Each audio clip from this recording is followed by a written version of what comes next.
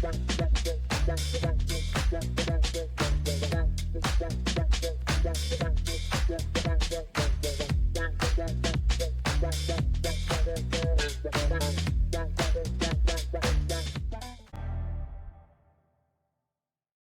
aí, pessoal? Bem-vindos a mais uma Odisseia Textual. A gente vai mergulhar a fundo na história de uma mulher extraordinária. Jane Hawking. Você já deve conhecer o Stephen, um dos maiores gênios da física, certo? Sim, com certeza. Então, hoje a gente vai desvendar os bastidores da vida ao lado dele, através dos olhos da Jane. Uau, que legal. E me conta o que a gente pode esperar dessa autobiografia. Olha, posso te garantir que vai muito além da ciência. A gente vai se deparar com uma história de amor, superação e desafios. É de tirar o fôlego. Nossa, já fiquei curiosa. E antes de a gente começar, não esquece de se inscrever no canal, dar aquele like esperto e conferir o primeiro comentário fixado. Lá você encontra o link para o livro completo, caso queira se aprofundar ainda mais. Show! Mas agora, vamos voltar lá para o começo dessa história. A Jane nos leva de volta à sua juventude, sabe? Aos primeiros encontros com o Steven. Incrível como ela descreve a personalidade dele, já marcante desde o início. É, ele sempre teve essa aura de gênio, né? Pois é. E a Jane, com seu jeito observador, captou cada detalhe. Ela descreve até a primeira vez que viu o Steven numa festa de Ano Novo. Ele com aquele casaco preto, os dedos longos, gesticulando enquanto falava. Essa, que imagem! Ele já chamava atenção. Mas o que me fascinou foi o contraste entre eles. Jane, uma jovem com uma fé inabalável, e o Steven, um ateu convicto. Imagina a dinâmica. Que desafio, hein? E não era só a questão da fé, não. A Jane descreve o carro velho do Steven, um Ford Zephyr, com uma carruagem real, acredita. Ela morria de medo das aventuras dentro daquele carro, achava que a qualquer momento ia dar tudo errado. Ah, mas quem nunca teve medo de andar num carro velho, né? É verdade. Mas no caso deles, as aventuras estavam só começando, né? A gente sabe que a história deles é marcada pelo diagnóstico de esclerose lateral amiotrófica do Steven. E a Jane não poupa detalhes sobre as dificuldades que enfrentaram. É, essa parte da história é realmente emocionante. É de partir o coração. A viagem para a Polônia, por exemplo. Ela carregando o Stephen escada acima e abaixo sem reclamar. Que força. É nessas horas que a gente vê a dimensão do amor e da dedicação dela. É, a Jane é um exemplo de superação. Sem dúvida. E não era só esforço físico, né?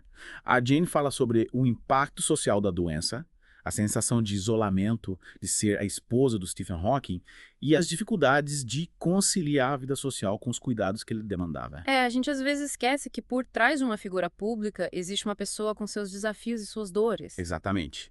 E a Jane, mesmo exausta, com a vida virada de cabeça para baixo, decide retomar o doutorado.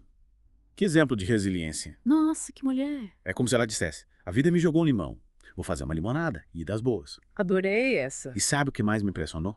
A música. Em meio ao caos, ela encontra na música um refúgio, um escape para as emoções.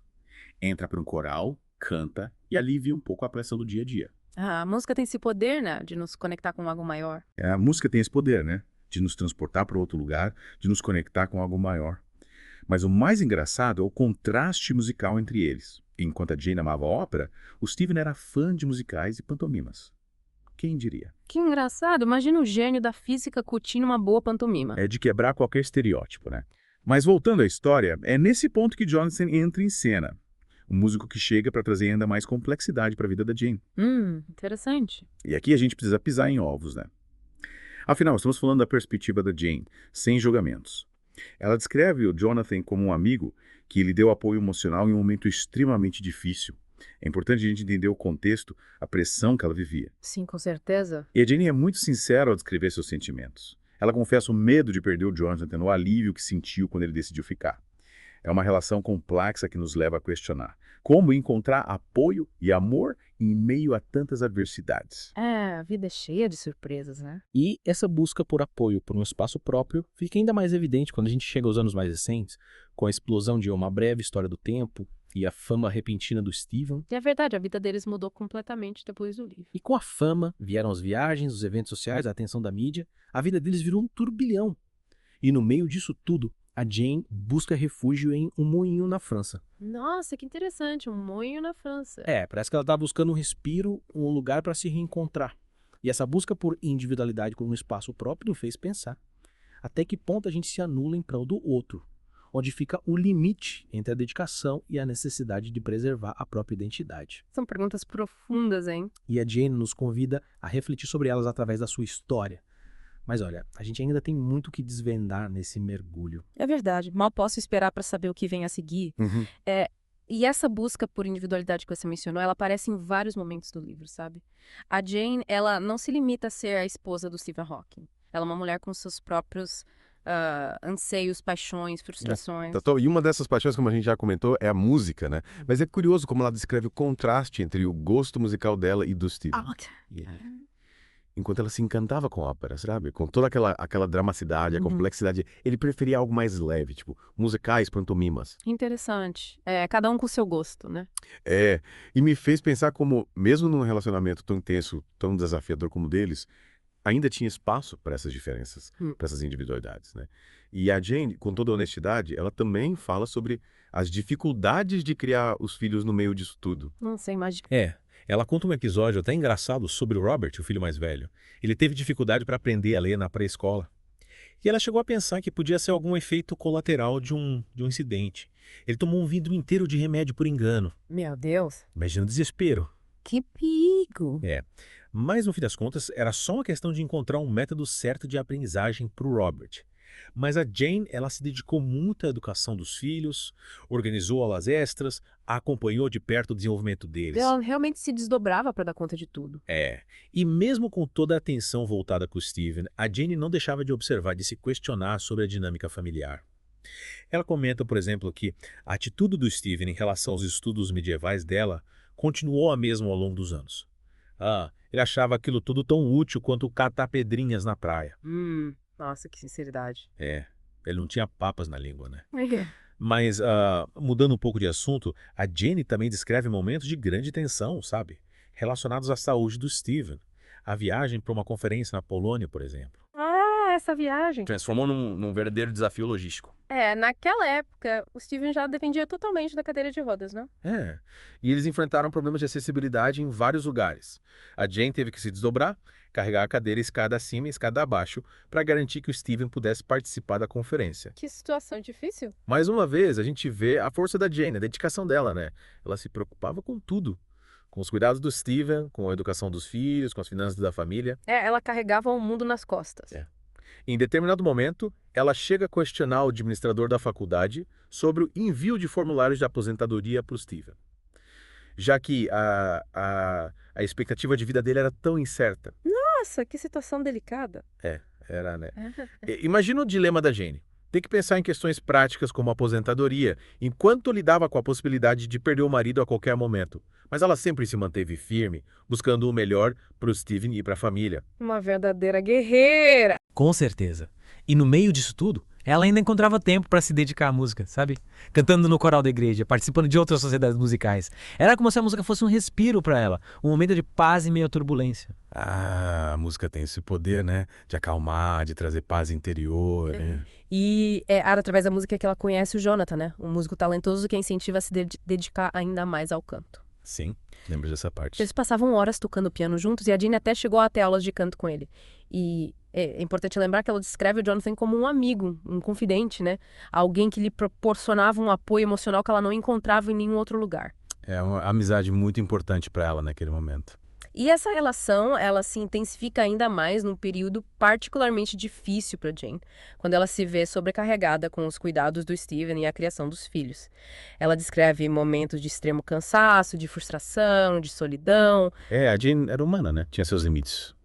E nesse contexto, a presença do Jonathan se torna ainda mais importante para ela. Mas a história não se resume apenas a isso, né? A Jane também fala sobre o sucesso de Uma Breve História do Tempo, sobre o impacto que o livro teve na vida do Stephen e na dinâmica familiar. É verdade, o livro foi um sucesso estrondoso. Ela descreve como a fama repentina do Stephen mudou a vida deles. As viagens internacionais, os eventos sociais, a atenção constante da mídia. E ela também relata um episódio bastante intrigante, envolvendo a edição francesa do livro. Me conta mais sobre isso. Lembra? A editora substituiu a introdução escrita pelo Carl Sagan, sem o conhecimento do Stephen. Nossa, que absurdo. A Jane ficou perplexa com essa atitude e questiona a falta de controle que os autores, principalmente os que alcançam grande sucesso, podem ter sobre suas próprias obras. É algo para se pensar, né? Até que ponto a obra deixa de ser do autor quando se torna um fenômeno. Mas, voltando a Jane, o que me impressiona é que, mesmo com tudo isso acontecendo, ela nunca deixou de lado seus próprios sonhos e projetos. Ela sempre teve muita força de vontade. Exatamente. Ela fala sobre a Compa do Moinho, na França, um sonho antigo que ela finalmente conseguiu realizar. E também sobre a retomada dos seus estudos medievais, que ela tinha deixado de lado para se dedicar à família. A Jane é uma mulher de múltiplos interesses, de uma força interior impressionante. A história dela é realmente inspiradora. E falando em desafios, né? A Jane também fala das dificuldades de lidar com burocracia, principalmente quando precisava levar o Stephen para tratamentos médicos no exterior. Era como se a doença não bastasse, ainda tinha essa montanha de papelada para enfrentar. Nossa, é verdade. Ela conta um episódio na Suíça que é de tirar o fôlego. O Stephen teve que ser internado às pressas e a Jane precisou correr contra o tempo para conseguir autorização para o procedimento médico. Imagina o estresse, né? Em um país estrangeiro, com o marido em estado grave e tendo que lidar com burocracia. Me deixou pensando como às vezes a gente se complica tanto com coisas pequenas enquanto tem gente enfrentando verdadeiras batalhas. E a coisa complicou ainda mais, porque a Jane não tinha certidão de casamento completa, só a declaração de nascimento do Stephen. Aí a funcionária do hospital disse, olha, ele precisa assinar os papéis, dá pra acreditar. É inacreditável. A Jane teve que explicar, com toda a paciência do mundo, que o Steve estava inconsciente, paralisado, dependente de um respirador artificial. Que situação! Que situação absurda! E mesmo diante de toda essa adversidade, a Jane não se deixou abater. Ela sempre buscava soluções, sempre lutando pelo bem-estar do Steven. É uma lição de persistência, de força de vontade. Sem dúvida. E essa determinação dela se mostra em cada detalhe. A Jane descreve como se dedicou à busca por enfermeiros qualificados para cuidar do Steven em casa, mesmo sabendo da dificuldade de encontrar profissionais com experiência em traqueostomia. Pois é.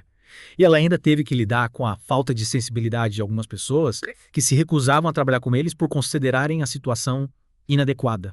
É triste ver como a falta de empatia, de compreensão ainda é uma realidade. É verdade.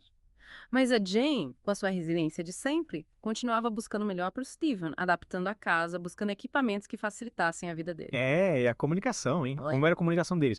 A Jane conta que no início era bem difícil. Ela tinha que soletrar as palavras pro Steven, letra por letra, usando um quadro alfabético. Nossa, que trabalhoso! Mas com o tempo a tecnologia foi evoluindo, né? E o Steven passou a usar um software que permitia que ele digitasse as palavras com mais rapidez. Ah, que bom.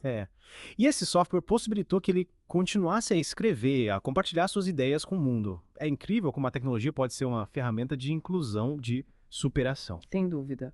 E a Jane sempre esteve ao lado dele, apoiando em cada passo. Ela foi muito além do papel de esposa, né? Foi uma verdadeira companheira de jornada. E o que mais me tocou nessa história é que, mesmo diante de tantos desafios, a Jane nunca deixou de lado seus próprios sonhos. Ela realizou o sonho de comprar um moinho na França, retomou os estudos medievais, se dedicou à música. É inspirador ver como ela conseguiu conciliar tudo isso com a vida familiar. É uma lição, e tanto, né? A Jane nos mostra que é possível encontrar um equilíbrio, mesmo em meio ao caos. Ela nos ensina sobre resiliência, sobre amor, sobre a importância de buscar os nossos próprios espaços, os nossos momentos de respiro. É verdade. E o mais importante, ela nos mostra que a vida, por mais difícil que seja, é sempre uma jornada de aprendizado e superação. E a autobiografia da Jane Hawking é um convite para a gente refletir sobre nossos próprios desafios, nossas escolhas, nossa capacidade de amar e de seguir em frente. Concordo plenamente. E para quem se interessou por essa história incrível, vale a pena conferir o livro na íntegra. O link está no primeiro comentário fixado. É isso aí. Esperamos que vocês tenham gostado dessa odisseia textual. E fiquem ligados porque em breve a gente volta com mais uma viagem pelas páginas da literatura. Até a próxima!